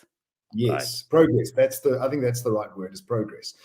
So generally, alarm goes off at about 4:30. Not about, exactly 4:30, as a matter of fact. It annoys the shit out of me. Okay. So alarm goes off at 4:30. I end up probably getting out of bed after one snooze. Sometimes I get out of bed at 4:30. So anybody who says they spring out of bed, they're lying. Bullshit. They're absolutely lying. I do generally wake up in a good mood because of years of choosing to do so, and I think that's an important thing. You get out of bed and you're grumpy. Some people are like, "Oh, I'm grumpy until my first cup of coffee," and you've just made the choice to be grumpy. Like, choose to wake up in a good mood. So the fact that you've actually woken up and not in one of those graves is a good thing. In many ways. It's exactly right. Yeah. No, the reason I ask is because I did hear about 2 weeks ago, I heard this Andrew Huberman interview, and I've never really paid much attention to him, but he made very sensible comments about how you've got to start your day right, and you've got to take the day on with energy, right? There's nothing worse than those more energy, and those more passion, more energy, more passion. Those people who are energy vampires, who you encounter on a daily basis, who are like they're there in the existence just to sap your life out of you, and you feel by the end of the day like depleted, even though you've got all the things that you needed to do done. And you've had a productive day, but you feel exhausted because you've been spending the time around people who just drain you. You don't need that, right? You don't. You absolutely don't. And I mean, if you think about my job 80 to 90% of the time is in front of people. Yeah. Because my job at Auto Trader is to set direction, set vision, set strategy, and then to manage people to that strategy or to that vision. And to not execute that strategy or vision, because otherwise I can never get to scale. The only way to get to scale is to have a team of people that can execute the vision, because you can't do everything yourself. And so doing that is a very, very high energy, intense thing. I think the the brain consumes about a third of your energy of your body. Something to that weighs like a couple of kilograms. And 7 kilograms. Oh, your head kilograms. weighs 7 kilograms, I think. Which includes your skull. So your brain probably weighs less. Yeah. And consumes a third of your body's energy. So decision making, energies, blood suckers, take it out of you during the day. So you've got to start your day with. Well, I'm not interested in that, sorry. She said you started your day at 4:30, George. Yes, started my day at 4:30. I get into the gym because I think gym in the morning, specifically weight training in the morning, kind of, I think, gets blood to parts of your body that are not going to get blood for, most of the day. So for me, that actually provides my body with a sense of I've completed a task, number one, and number two, I've got some energy from actually going to gym. The blood has gotten flowing, and I'm probably more awake. So Carl dos Santos says Jacob Zuma's head weighs 8 kilograms, but his brain only weighs 0.5. Congo Chris has a very important question for you, George. And because George is the CEO of Auto Trader, we always get these things for him. And I'm just going to throw them in randomly. So what's the worst car you've ever driven? I have a straight up answer to this question. And the answer is quite simple. The first car I ever bought was a lemon. A lemon? Yes, a real. And that was a VW Passat. Oh, wow. The guy that sold it to me. Now, there's nothing wrong with the VW Passat, but that particular one, the guy that sold it to me really sold me a lemon. About a week or two after I'd gotten the car, I was 18 years old.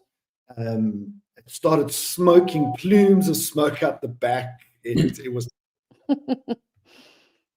It's so weird how because a Passat is kind of, if you look at a Passat now, a VW Passat, it's kind of in between a young person's car and an old man's car. Yeah. It's like that transition. But it's also the name Passat just sounds shit. It's like Passat. But Jody says surely a Bajaj, right? Well, I mean, I don't know if you can say a Bajaj is a car. No, yeah, that's it.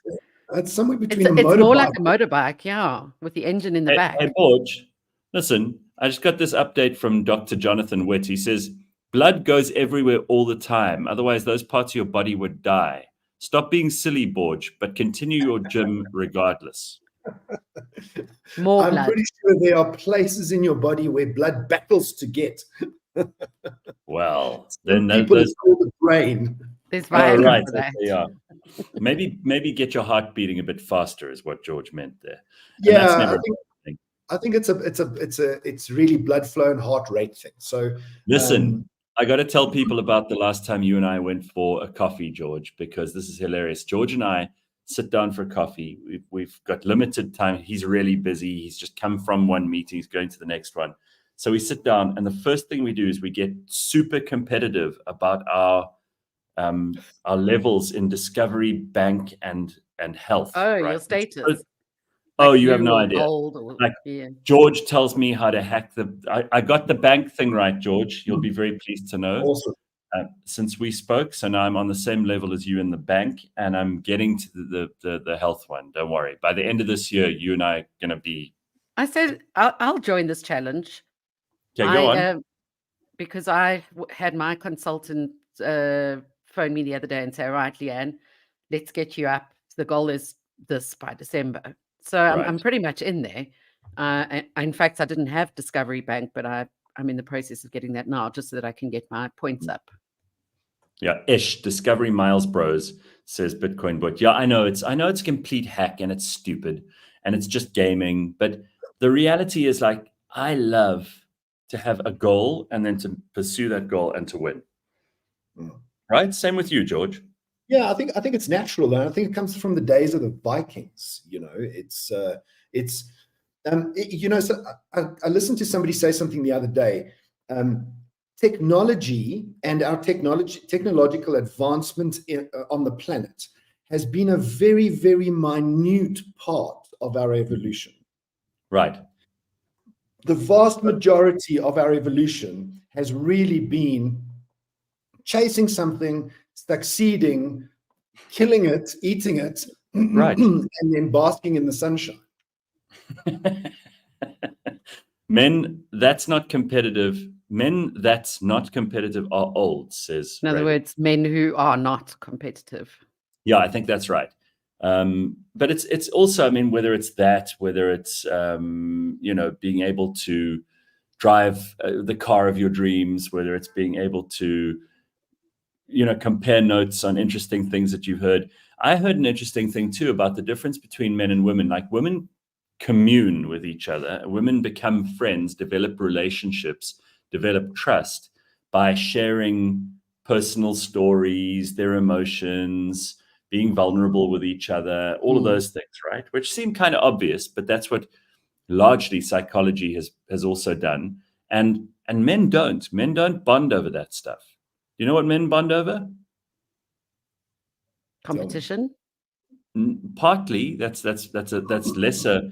It's down the list, but it's about 3 or 4. The number one thing that men do when they're bonding is share information.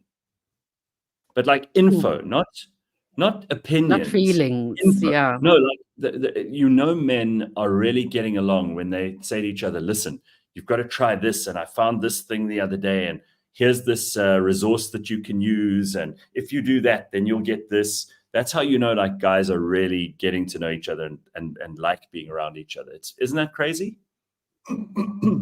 That's absolutely crazy. But an extension to that, Gareth, is another thing I read, and that is, I didn't look at it this way. I didn't realize that bonding when it comes to men happens by numbers. So I'm probably going to screw up the numbers, but I'll give you kind of ranges. So it's not by mistake that the military have they call certain sizes of the constituents within the various groups of men certain names. For instance, a platoon is a certain size. Right. A brigade is a certain size. Yeah.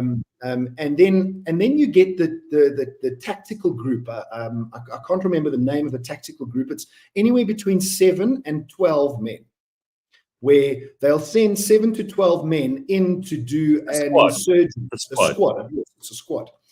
And apparently, the bond between those 7 to 12 men is the highest in the entire military. You don't get that bond in a platoon. You don't get that bond in a brigade. With those 7 to 12 men, it's the only group of people who will die for each other and kill for each other. The rest, in a platoon, you're going to think twice. You're going to preserve your own life before you will die for somebody that you hardly know. And the point is that men can't bond properly beyond about 12 people. And so the extension and the point of my story from the beginning was, I didn't realize that almost every sport team in the world is within that range. That's amazing. If you look at soccer teams, rugby teams are between 7 and 12 people. So this is really cool. Now you've got me interested in this. So a squad, 6 to 12 members, and your officer. There a troop as well. Yeah, but hang on. I'm just going to go through all of them. So a squad is 6 to 12 people, and your commanding officer there would be a sergeant, even though they're not officer, right? So they're in charge for organizational purposes. Then you get a section, which is 12 to 24. That's a staff sergeant who's in charge of that. Then a first or second lieutenant is in charge of a platoon or a troop. That's between 20 and 50 people. Yep. Okay, so you would probably have, let's say, it's probably 2, 3, or 4 squads under a first or second lieutenant. Yeah. Okay, then you get an echelon, which is 50 to 90 men. Then you have a captain in charge of that.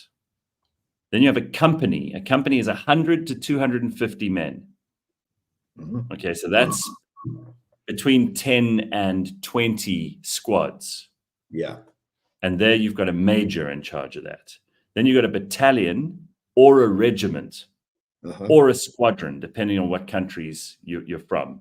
And that's between 300 and 1,000 men. And there you've got a lieutenant colonel. Then you've got a regiment. A regiment is 1,000 to 3,000 people. That's a colonel. A brigade is headed up by a major general. A brigade is 3,000 to 5,000 men. A division is 6,000 to 25,000. That's quite a big jump from 6,000 to 25,000. That's a division. Then you get a corps, CORPS, and that's a general or an army general. And you get a field army, and then the entire combatant command, which is everybody. That's like 1 million to 10 million men headed up by a field marshal. But if you think about it, that 1 million to 10 million men are made up of groups of 6 to 12. Correct. So if you yes, still pull down, it's all made up of groups of 6 to 12. It's not by mistake that it's 6 to 12. And Carl says then rugby would be a section, a 22-man match day squad. Interesting. Now we know why it's called a squad. That's right. No, it's not 22. It's not 22 because there aren't 22 on the field at one time. Yeah. But he's saying on the actual field at the time it's a squad. Well, 22, but that's two sides, right? Yeah, correct. Yeah, but only on one team on one side is only 11 men. Yeah, spot on. So that's on the field at the time. Yeah, correct. Exactly. So I see what he means. It's 22 is a squad, yes, but but 11 men is a brigade. What did you call it? You got it the wrong way around. Other way around. Squad is the 11 on the field, and then you've got a section or a patrol, which is 12 to 24. 12 to 2. So that'll be a patrol, is the extension of the 11 to the 22. Right. And what would you call a collection of 11 women on the field? Streakers. Gareth. No? Am I wrong? It's a squad. Am I wrong, Leanne? Sorry, I got that wrong. Probably still a squad. Yeah, definitely. Have you ever thought to streak at a rugby match, Leanne? I've streaked at concerts, but I suppose that's a different thing. I've thrown my bra at musicians on stage. Which ones? It was the Springbok Nude Girls.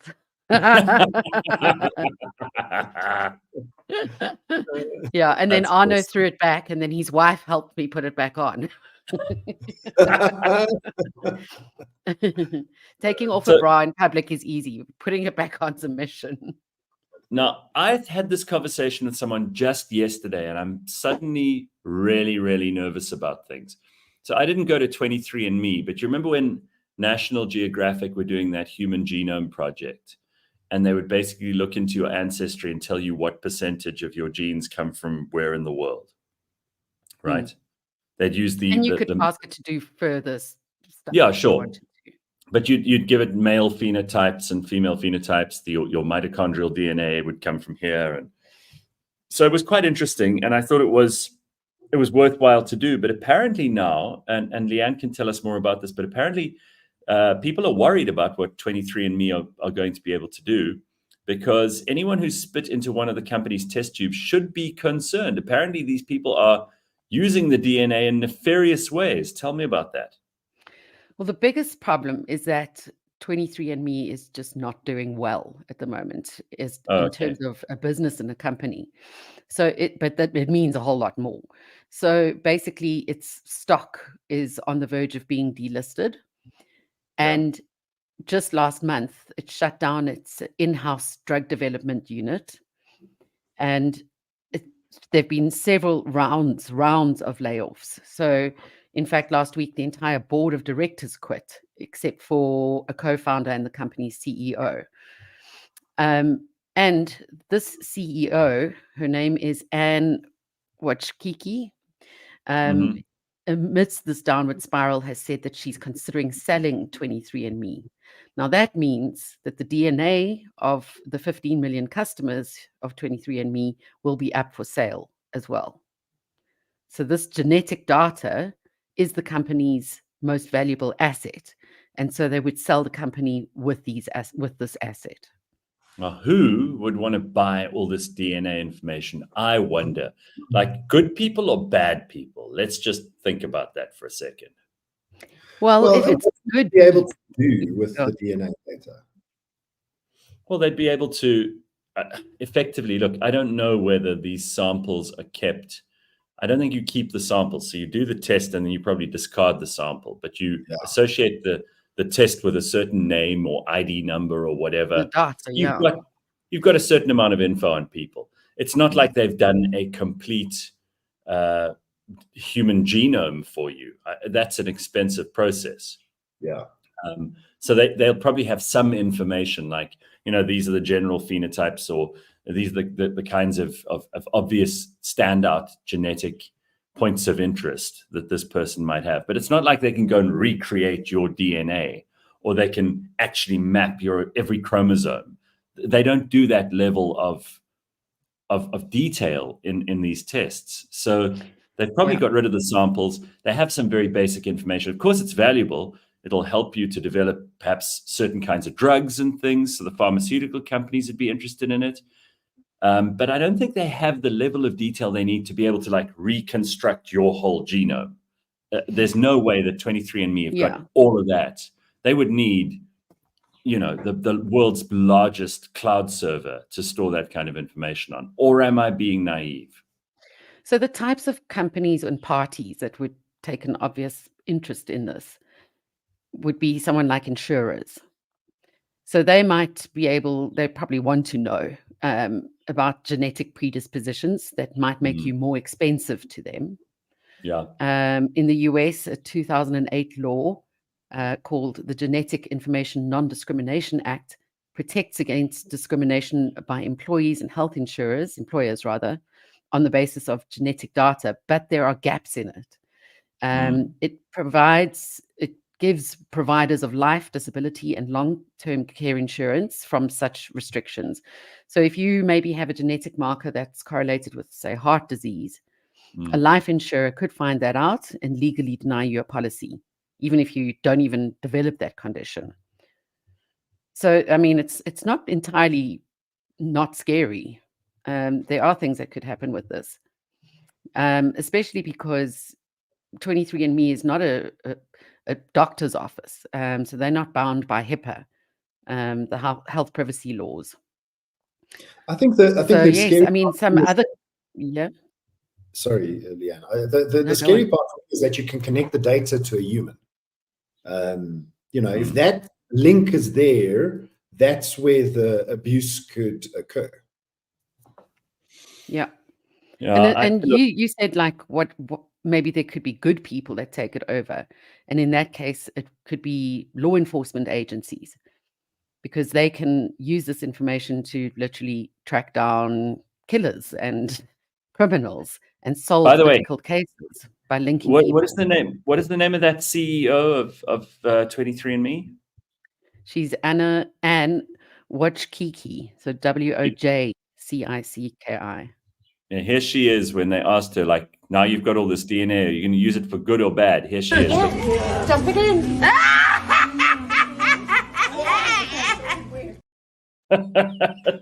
I'm worried. I'm very worried. Yo, if that's her, I'm very, very concerned. I'm very worried that woman is in charge of all our DNA now. If you ask me, that's oh boy. All right. So, Bondage, you said you're traveling all over. Where are you going? So I'll be going to Portugal. I'll be going to Poland. Just those two countries, and then. So this year, it's countries with a P-O at the start of their name. Yeah, are you going alphabetically? Be careful, Congo. Chris is going to jump on that one. And then internally, just a few Cape Town trips. So it's just, I've spent 30 years inside the tube of an aeroplane, And it's not the most fun thing for me anymore. It's horrible, George. I don't know how you do it. I'm absolutely amazed by people who have done as much traveling as I think you have, and some other important people who are, heads of companies and that kind of thing. Because being on planes is terrible. It's also really bad for your health. It is. It's not good for you. I'm not even talking about the deep vein thrombosis stuff. I'm talking about, the breathing in that foul air of all these people around you, being in a very confined space. Even if you're flying in business, I assume that someone of your caliber would be flying in business class. But, for most of us, on this last trip I was on, the economy is bloody uncomfortable, and your neck is sore, and it's terrible. Even business class, Gareth, is not comfortable. People think it's luxurious. Maybe first class. I've never been in first class in my life, but it's really not that comfortable. I have a routine. So I'll get on the airplane. I do a Disprin, half a sleeping tablet, and 1 shot of whiskey, and you don't see me till the next morning. Wow. Okay. There we go. I mean, we had Jolene on when I was doing the show from Bulgaria 2 weeks ago, and she said to me, the most important thing you must do is not drink, because it dehydrates you on the plane. So drink water, but don't drink anything else. And then Percy says it's the beer farts that make you the sickest on the plane. Ugh, beer farts. God, how revolting. That's what will come from our DNA. That cackling chick says Grant. Yeah, if you put all of our DNA together in a melting pot, that's what it creates. Yeah, dump it in.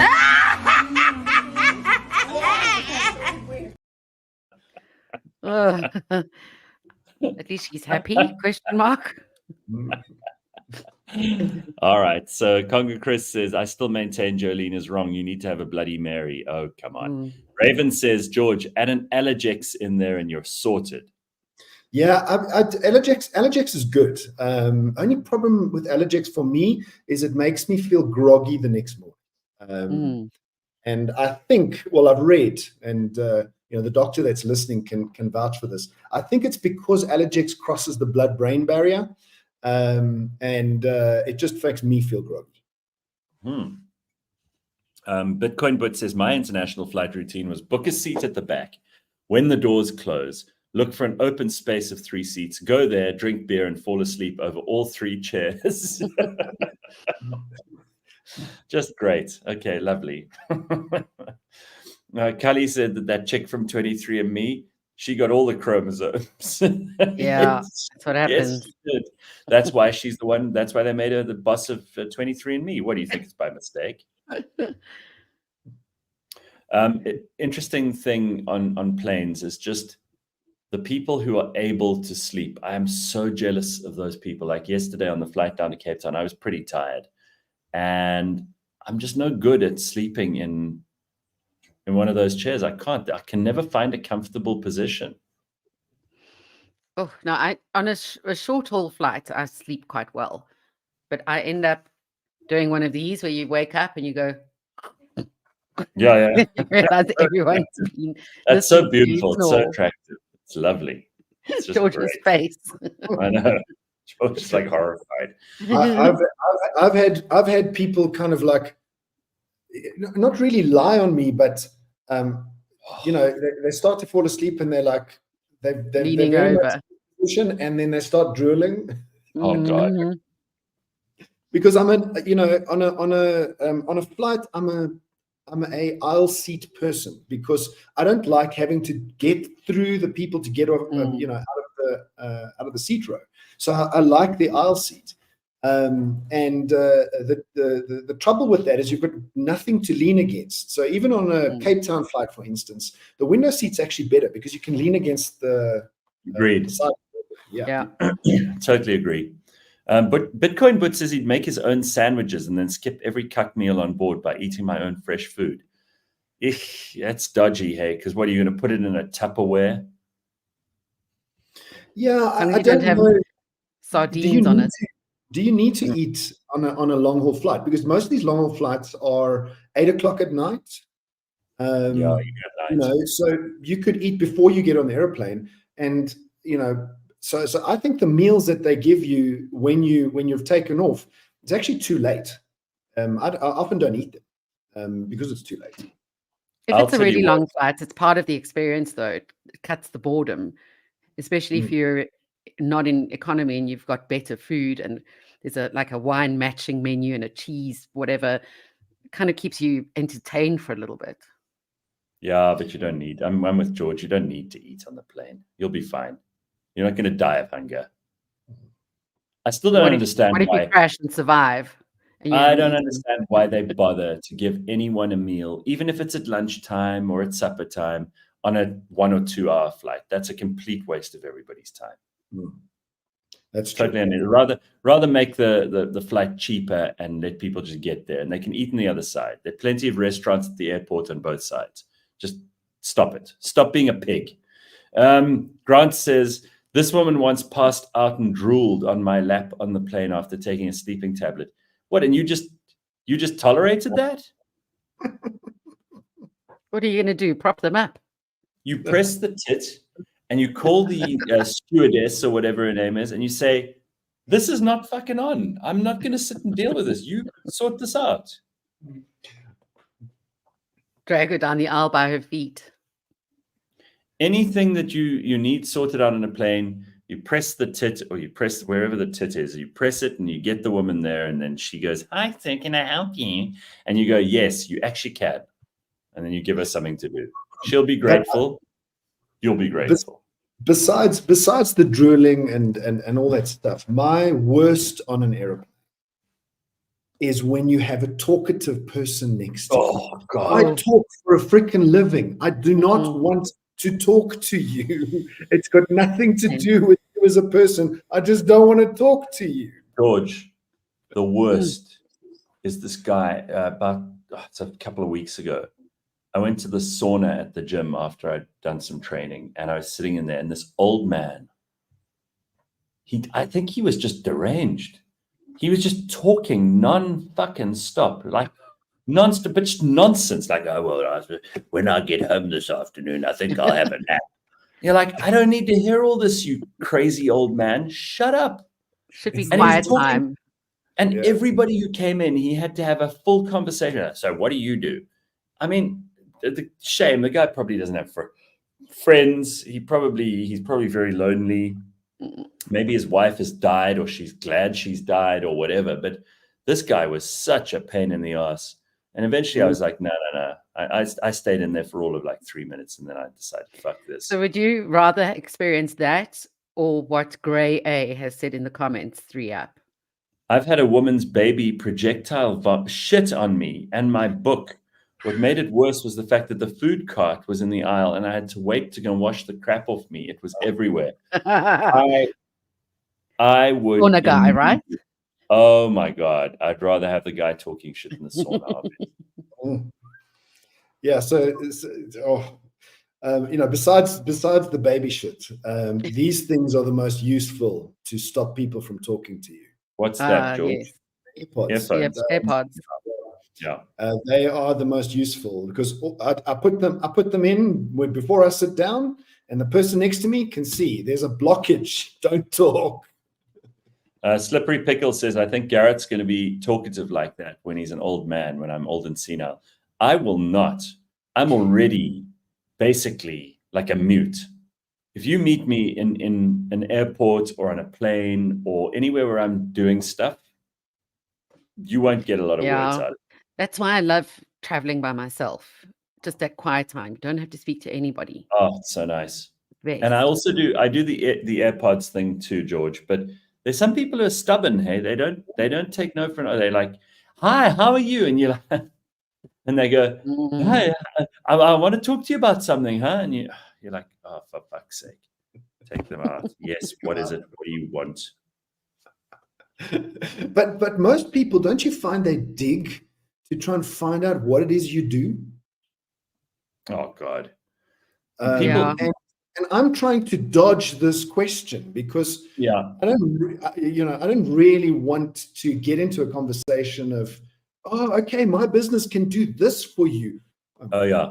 Or in your case, they probably want to ask you all about, so like, can you get me a good deal on a car, hey? Mm.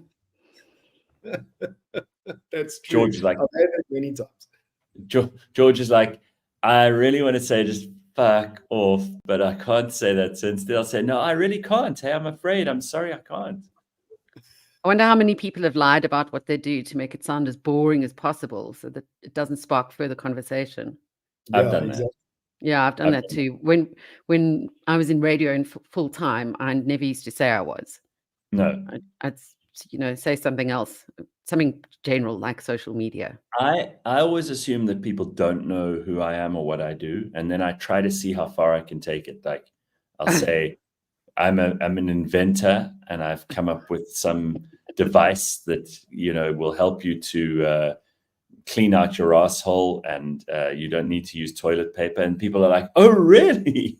And I can normally. There's very few people in South Africa who will fall for it, but the rest of the world, it works like a charm. And then they stop talking to you. They're like, what a gross, horrible thing to be inventing. Well, just say you're a plumber. But you won't believe it. People will start talking to you about plumbing, man. Oh, my uncle's a plumber. Yeah, there are a lot of very, very bored, lonely people in the world who need to talk to someone. I've realized this. And they'll talk to you no matter what. So here's something really appalling. Look at this. It's a naked Donald Trump. Oh, my. It's a marionette. It's a marionette. It's very disturbing. I sent a lot of pictures of this because I thought it was hilarious how the photographer's taken absolutely every single angle of this thing. So it's a real thing. He's got a penis and everything. Yeah, it was a bit longer than what Stormy described it as, but definitely mushroom shaped. What is it made of? So it's part of the Crooked and Obscene project. It's made of foam over rebar, weighs nearly 6,000 pounds, and it will be toured across the US. It's 43 feet tall, and it has made its debut now in Las Vegas. Oh, that's horrible. It's absolutely terrible, but it's meant to be, it's the crooked and obscene. So I'm not quite sure what the meaning behind it is. They're saying Trump in the nude is intentional, serving as a bold statement on transparency, vulnerability, and the public personas of political figures. I just think it's an opportunity to have a laugh, really. Yeah. But this thing is horrible. So it's going on tour across the United States. Dates and cities for the tour not yet announced. But they've got his arm gesture wrong because he's always doing this like he's playing an accordion. Yes, correct. Maybe once they use the strings to move him around, because he is a marionette, they'll do that.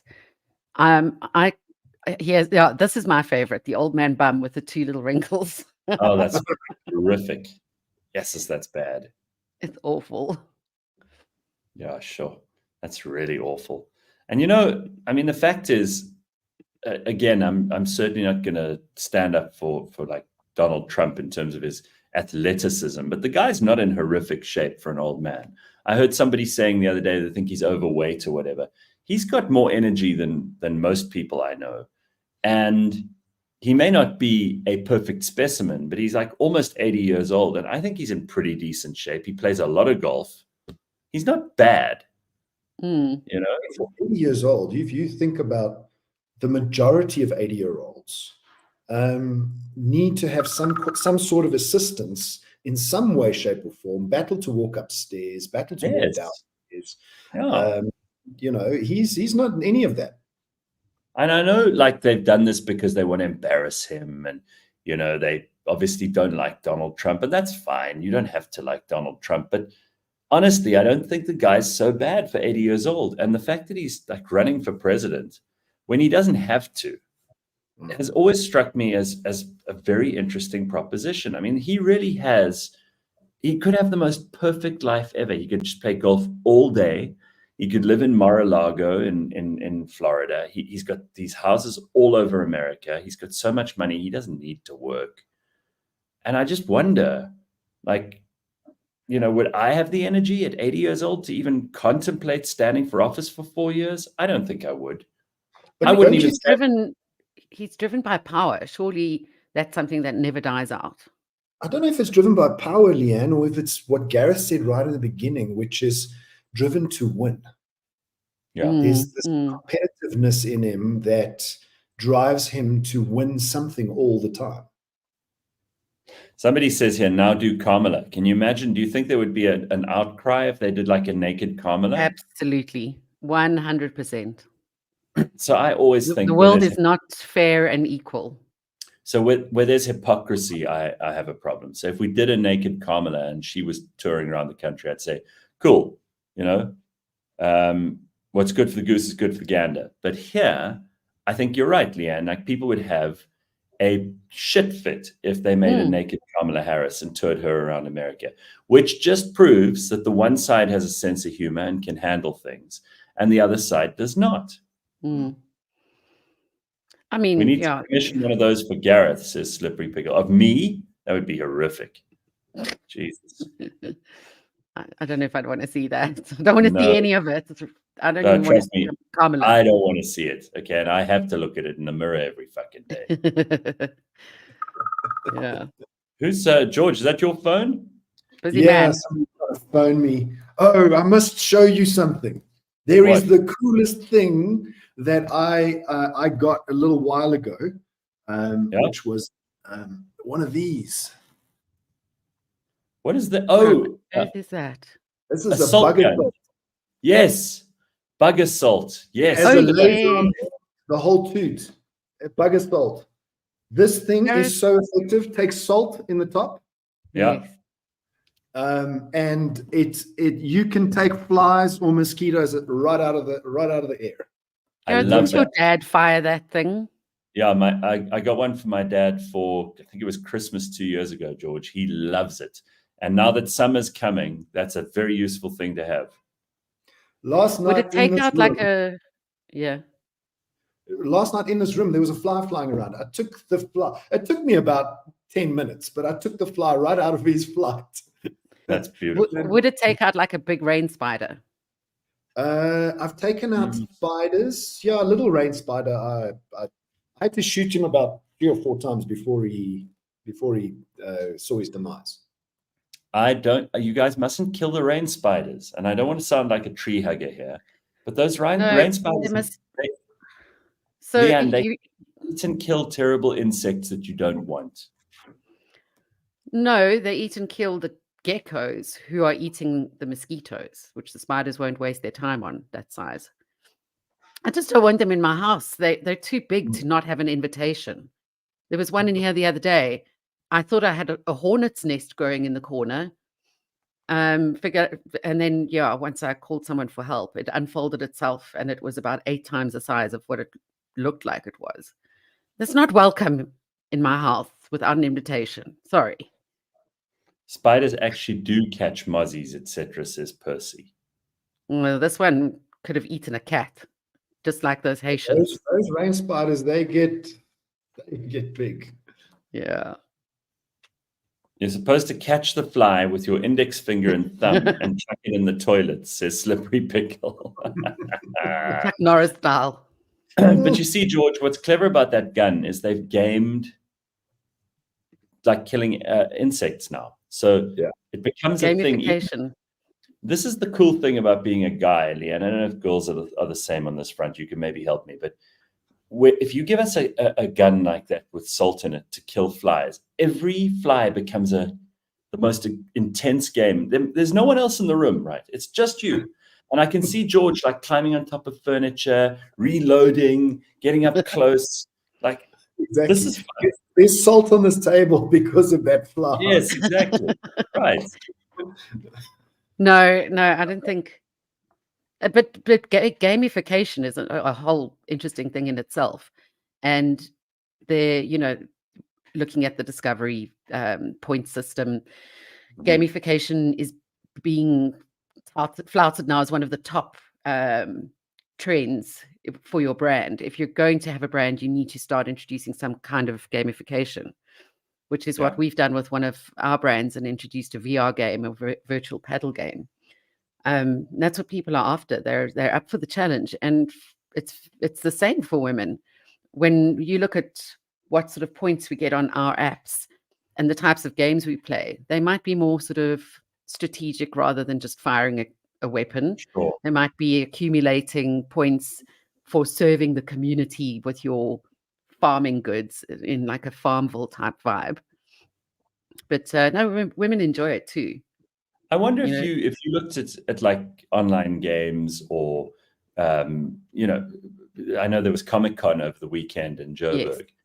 And I wonder if you looked at the numbers of men and women who play games, whether it's on PCs or Xboxes or PlayStations or whatever. I wonder how those numbers would line up. I mean, what the percentage male and female is, because I'm sure it's still mostly male, right?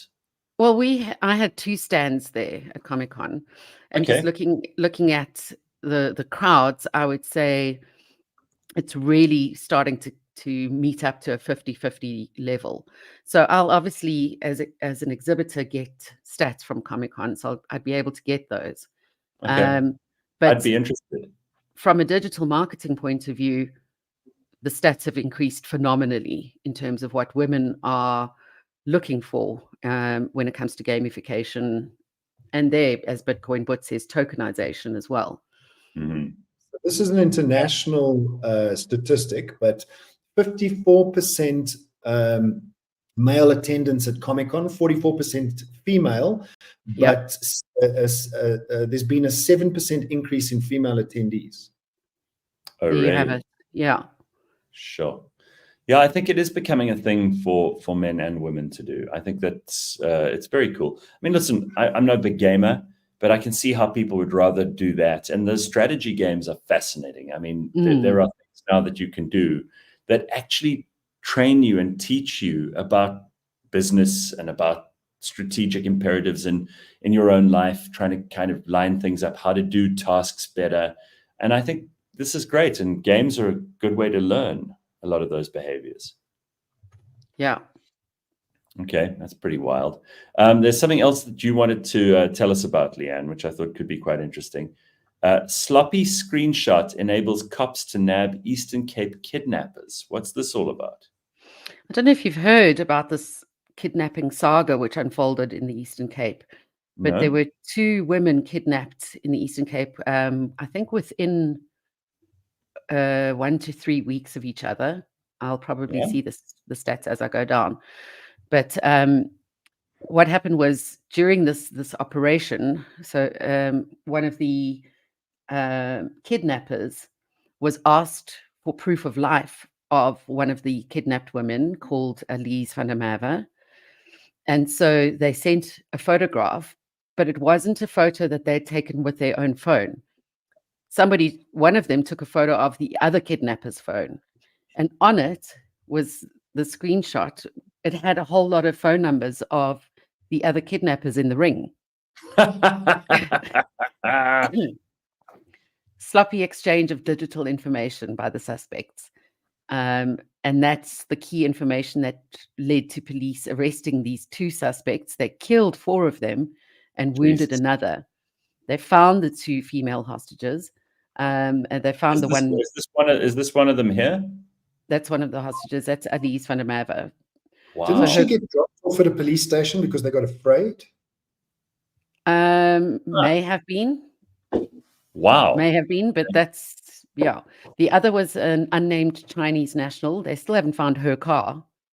There we go, 3 days apart. They were kidnapped earlier in September. So Van der Merwe's vehicle was found near Mthatha, and the second vehicle yet to be located. And it was this big kidnapping ring and this sloppy screenshot which led to its demise.